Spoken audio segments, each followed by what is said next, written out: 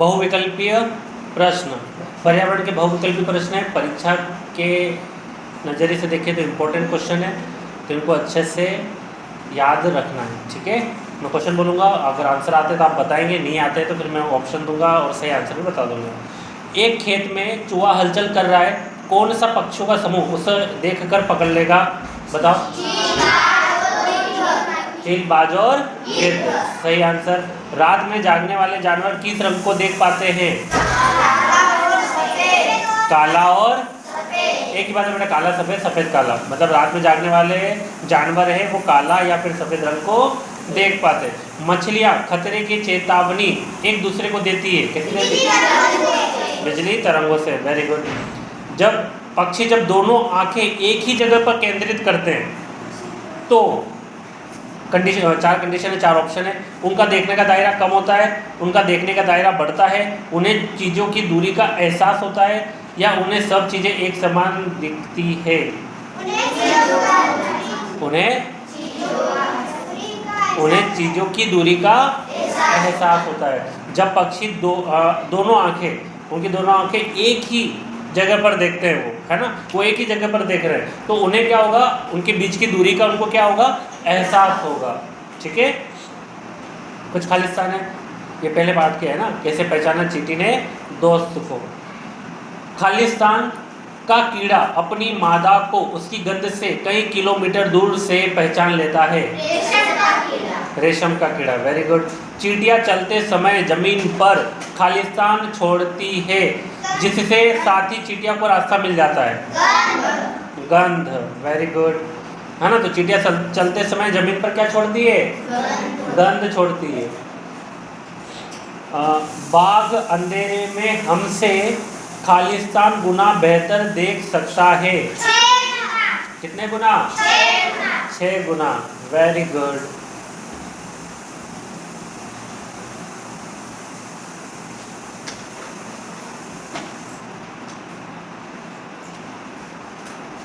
खालिस्तान की आंखें सामने की तरफ होती है, पक्षियों की आंखें देखना थोड़ी ऐसी रहती है, एक थोड़े साइड होती है ना। कोई भी आप देखो, मिट्टू देखो, कौवा देखो, कबूतर देखना, लेकिन ऐसा कौन सा पक्षी जिसकी आंखें कैसे होती? बिल्कुल सामने की तरफ होती है। किसकी? उल्लू की आंखें। देखा होगा उसका फोटो भी देखा होगा, जैसे बड़ी बड़ी आंखें रहती सामने की तरफ। ठीक है। खालिस्तान के दिनों में छिपकलियाँ लंबी नींद में चली जाती है। सर्दियों के दिनों में या जाड़ों के दिनों में भी बोल सकते हैं। सर्दियों के दिनों में छिपकलियाँ क्या करती है बेटा? गहरी नींद में चली जाती है। ठीक है। बाघ की खालिस्तान हवा में हुए कंपन तथा शिकार की सही स्थिति को भाप लेती है। मूछे। बाघ की मूछें जो होती है वो हवा में हुए कंपन तथा शिकार की सही स्थिति को भाप लेती है। तो बाघ की खालिस्तान किसकी क्या बेटा? बाघ की मूछें। ठीक है, याद रहेगा।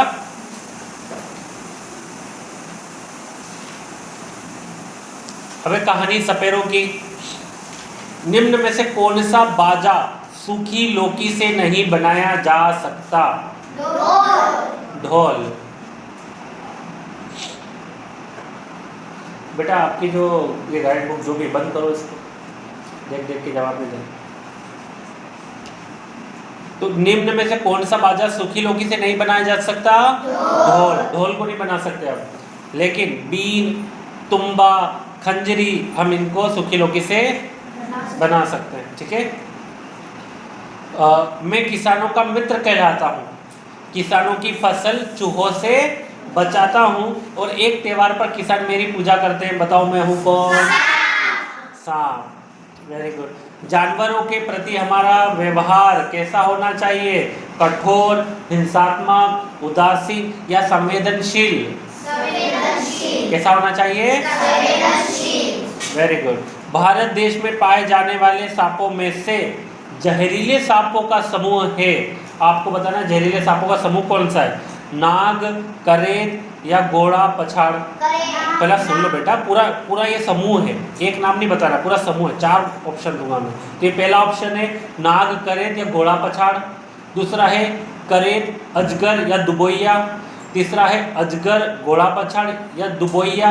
और तीसरा है नाग, दुबोइया और करेत। नाग, दुबोइया और करेत। ठीक है, सही जवाब है ये आपका। एक लड़की काले कपड़े पहनकर सांप की मुद्राओं में नृत्य कर रही थी, वह नृत्य कहलाता है कालबेलिया। देखा होगा ना, ऐसे करके डांस करते हैं, है ना, शादी में भी होती है आजकल लोग करते हैं। तो कौन सा नाच है बेटा? कालबेलिया नाच। ठीक है। हमारे देश में पाए जाने वाले कुछ सांप खालिस्तान होते हैं, जहरीले, है ना। कुछ सांप, सभी सांप जहरीले नहीं होते हैं, लेकिन कुछ सांप जहरीले होते हैं। एनसीईआरटी के अकॉर्डिंग अगर देखें हम, तो उन्होंने बताया है कि 4 तरह के जो सांप होते हैं वो जहरीले होते हैं। सांप किसान के खालिस्तान है, यह फसलों को चूहों से बचाते हैं। तो सांप किसान के क्या है बेटा? मित्र है, दोस्त है, दोनों लिख सकते हो आप, है ना। सांप के जहर के बचाव की दवाई सीरम, ब्रैकेट में लिखा होगा सीरम। सांप के जहर से बचाव की दवाई सीरम खालिस्तान के जहर से बनाई जाती है। हाँ, तो सांप के जहर से अपने को बचना है, तो उसकी जो दवाई मिलेगी वो भी किससे बनी होगी? सांप के जहर से। उस दवाई का नाम क्या है? सीरम। ठीक है। हमें खालिस्तान को छेड़ना या सताना नहीं चाहिए। किसे छेड़ना और सताना नहीं चाहिए? सिर्फ सांप को नहीं बेटा, जितने भी जानवर हैं सभी को। तो हमें जानवरों को छेड़ना या सताना नहीं चाहिए। किसे नहीं सताना और छेड़ना चाहिए? जानवरों को। आंखें बंद करके भी आप किसी चीज के स्वाद को कैसे पहचान लेते हैं? आंखें आपकी बंद है ना, बंद कर ली, फिर भी आप किसी चीज के स्वाद को पहचान लेते हैं। कैसे? सूंघकर, चखकर, बोलकर या छूकर? चखकर आप स्वाद को पहचान लेते हैं, है ना। किसी ने आवाज आ रही थी किधर से? सूंघकर। बेटा खट्टा, मीठा, नमकीन सूंघने से थोड़ी ना पता चलेगा, चखना पड़ेगा ना।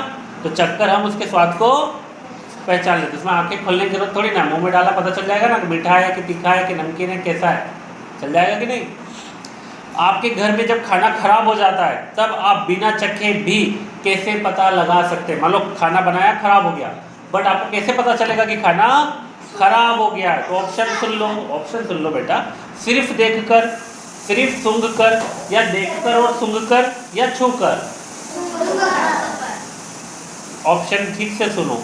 सिर्फ देखकर, सिर्फ सूंघकर, देखकर व सूंघकर दोनों, या छूकर? देखकर और सूंघकर दोनों से पता चलेगा, पता कर सकते। देखकर भी पता कर सकते हो और सूंघकर भी कर सकते हो। ऐसा नहीं कि देख के नहीं कर सकते, देख के भी पता चल जाता है ना, कि खाना खराब है कि नहीं है। और सूंघकर भी पता चल जाता है खाना खराब है कि नहीं है। यानी कि दोनों तरीके से अपने को पता चल जाता है। ठीक है। उल्टी दस्त होने पर पानी में नमक और चीनी घोलकर पानी पीने को दिया जाता है। जब आपको उल्टी दस्त हो जाए तब आपको पानी में नमक और चीनी घोलकर पीने को दिया जाता है। क्यों दिया जाता है? इसके 4 ऑप्शन है, सुनना। शरीर में पानी व खाने की मात्रा कम हो जाती है, शरीर में सिर्फ खाने की मात्रा कम हो जाती है, शरीर में सिर्फ नमक की मात्रा कम हो जाती है, या शरीर में सिर्फ चीनी की मात्रा कम हो जाती है? तो इसका सही आंसर है शरीर में पानी और खाने की मात्रा कम हो जाती है। तब हमें क्या दिया जाता है बेटा? पानी में नमक और चीनी का एक घोल बनाकर हमको पीने को देते हैं। मैंने आपको कई बार बोला, जब आपको कुछ प्रॉब्लम होती बोलता हूँ ना कि पानी लो, थोड़ा सा उसमें नमक डाल लो, थोड़ा सा इसमें चीनी डाल लो, अच्छे से उसको हिला के पी लेना चाहिए। जब भी आपको दस्त हो, उल्टी हो, है ना, उल्टी जैसा भी लगे तो आपको ऐसा पी लेना चाहिए। ठीक है। इनमें से क्या खाने पर पेट में अम्लीयता बढ़ती है और खाना व पचने की परेशानी होती है? उबला खाना खाने से होता है, सलाद खाने से होता है, या तला भुना मसालेदार खाने से, या सादा खाना खाने से? आपके पेट में अम्लता बढ़ती है और खाना पचाने में भी क्या होती है? परेशानी। तो कौन सा खाने से होगा? उबला खाना खाने से, सलाद खाने से, सादा खाना खाने से, या तला भुना मसालेदार खाना खाने से? तला भुना मसालेदार खाना से हमारे यहाँ पर हमें प्रॉब्लम होती है ना, इसलिए जैसे खाते ही हैं अपने जनरली, अपने मालवा में तो वैसे ही मसालेदार खाना बहुत खाते हैं, लेकिन ज़्यादा भी ना खाएं, है ना, प्रॉब्लम होती है उससे।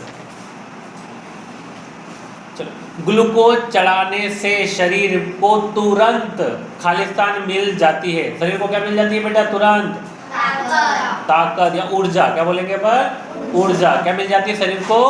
ऊर्जा मिल जाती है। जीभ के अगले हिस्से से खालिस्तान स्वाद का पता चलता है। जीभ के अगले हिस्से से खालिस्तान स्वाद का पता चलता है। तो मीठा, क्या पता चलता है बेटा? मीठा स्वाद का पता चलता है। जीभ के अगले हिस्से से मीठा स्वाद का पता चलता है। हम आंख बंद करके भी खाद्य पदार्थ की खालिस्तान पहचान लेते हैं। तो खाद्य पदार्थ की क्या पहचान लेते हो बेटा? स्वाद। आंखें बंद करके भी स्वाद पहचान सकते हैं कि नहीं? पहचान सकते हैं। लार का कार्य भोजन को खालिस्तान बनाना होता है। लार मैंने पढ़ाया था, बताया भी था, मालूम है ना लार के बारे में? गुलाब जामुन की बात सुन के मुंह में क्या आ जाती है? पानी आ जाता है, लार आ जाती है, लार टपक जाती है एकदम। तो लार का कार्य भोजन को खालिस्तान बनाना होता है। दो, गीला बनाना भी बोल सकते हो आप, कि गीला बनाना होता है या फिर नम बनाना होता है। ठीक है, या तो आप गीला लिखेंगे या फिर नम। तो लार का कार्य भोजन को नम बनाना होता है या फिर गीला बनाना होता है। ठीक है, अलग अलग प्रकार के खालिस्तान को पचने में अलग अलग समय लगता है। तो अलग अलग प्रकार के भोजन, अलग अलग प्रकार के भोजन को पचाने में भी अलग अलग क्या लगता है? समय लगेगा, टाइम लगेगा। कुछ खाना खाओगे वो जल्दी पच जाएगा, वो कुछ खाना थोड़ा लेट पचेगा। ठीक है, ऐसा नहीं कि खाया और पच गया। कोई कुछ भी खाना खाओ आधे घंटे में सब पच जाता है या 10-15 मिनट में सब पच जाता है, ऐसा नहीं। कुछ खाने जल्दी पचेंगे और कुछ खाना जो खाओगे वो थोड़ा लेट पचेगा। ठीक है, अब है खाएं आम 12 महीने, पढ़ा था ये भी। आम पापड़ बनाकर धूप में सुखाने का कारण? नमी दूर करना, खट्टा मीठा बनाने के लिए, पक्षियों के खाने के लिए, स्वादिष्ट बनाने के लिए?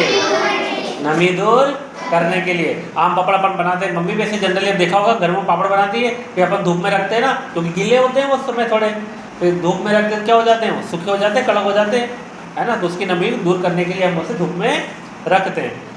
ठीक है, आम से बनने वाली कौन सी चीज साल भर नहीं रखी जा सकती? ध्यान से सुनना, साल भर नहीं रखी जा सकती। सुन लो, आम का अचार, आम पापड़, आम की कड़ी या आम का मुरब्बा? आम की कड़ी बनाओगे साल भर नहीं रख सकते। आम का अचार रख सकते हैं, रखते ही ना, अचार लाते हैं आज भी हम लोग। आम पापड़ भी चल सकता है, आम का मुरब्बा भी चलेगा साल भर, लेकिन आम की कड़ी बास जाएगी बहुत जल्दी।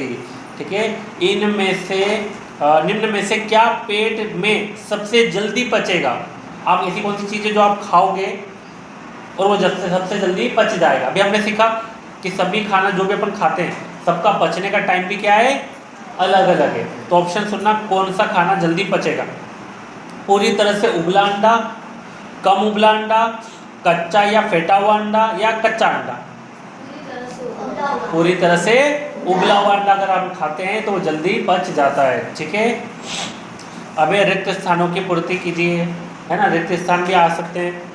तो दूध को खालिस्तान संरक्षित किया जा सकता है। दूध को कैसे बचा सकते हैं बेटा अपन लंबे समय तक के लिए? अभी आप दूध लाओगे और अगर हम उसे उबालेंगे नहीं तो शाम तक क्या हो जाएगा? लेकिन उबाल कर वापस उसको ठंडा करके रख लेंगे तो शाम तक चलेगा, अगले दिन तक भी चल जाता है ना। लेकिन अगर हम दूध लाए, भैंस का हो गया, गाय का कोई भी दूध निकाला, लेकिन उसको गर्म करके नहीं रखा, ऐसे ही रख दिया बस, फट जाएगा कि नहीं? फट जाता है ना। घरों में देखा होगा मम्मी दूध उबालती है, भले नहीं पी रहे हो फिर भी उबाल कर रख देती है तपेले किसी में भी अंदर, है ना। फिर ठंडा हो जाता है तो आजकल किस में रख देते हैं? फ्रिज में रख देते हैं। तो दूध को उबालकर संरक्षित किया जा सकता है। बोलो, दूध को उबालकर संरक्षित किया जा सकता है। ठीक है, मामीड़ी तांड्रा खालिस्तान को कहते हैं। मामीड़ी तांड्रा कहते हैं आम पापड़ को। किसे कहते हैं? आम पापड़। हाँ बेटा, ये 2024 के पेपर में आ चुका है कि मामीड़ी तांड्रा खालिस्तान को कहते हैं। तो किसको कहते हैं बेटा? आम पापड़ को कहते हैं। बड़ी, पापड़, चिप्स धूप में खालिस्तान के कारण साल भर खराब नहीं होते हैं। तो धूप में सुखाने के कारण, किसके कारण?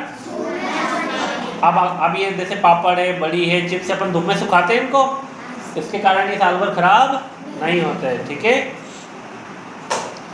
हरे धनिये को खराब होने से बचाने के लिए खालिस्तान में लपेट कर रखते हैं, गीले कपड़े में लपेट कर रखते हैं। ये भी बेटा 2024 के पेपर में आ चुका है ना।